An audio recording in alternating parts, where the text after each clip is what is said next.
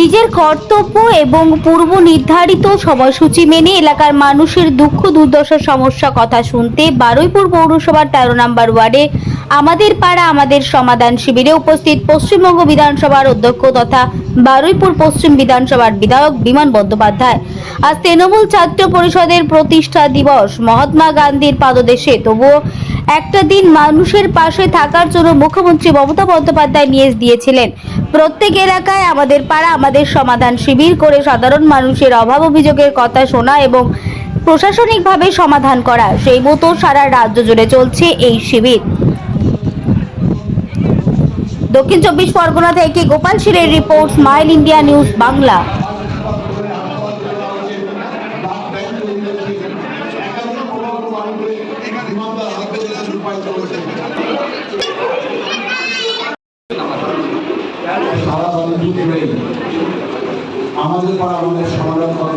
আমাদের আজকে এই 13 নম্বর ওয়ার্ডে দুটো বুথের আজকে এখানে পাড়ার সমাধান ছিল।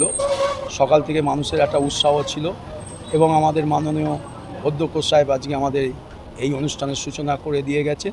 আশা করি এখনও পর্যন্ত যা মানুষের চাহিদা, মানুষের ভিড়, তাতে আমরা আনন্দিত। যারা কথাই বলেছেন, যারা সরকারের টাকা পাবেন তাদের দায়বদ্ধতা রয়েছে, অ্যাকাউন্টেবিলিটি রয়েছে, এদের জন্য টাকা দেবে, হিসেব দেবে, তা হতে পারে না। হাইকোর্ট সঠিক সিদ্ধান্ত নিয়েছে, রাজ্য সরকারও সতর্ক দৃষ্টি রয়েছে। তবে আমি একটা জিনিস, আমাদের পশ্চিমবঙ্গে যত পুজো কমিটি অনুদান দেওয়া হয়েছে, মাত্র দুটো পুজো কমিটি বাদ দিয়ে বাকি সবাই তাদের হিসেব তারা জমা দিয়েছে।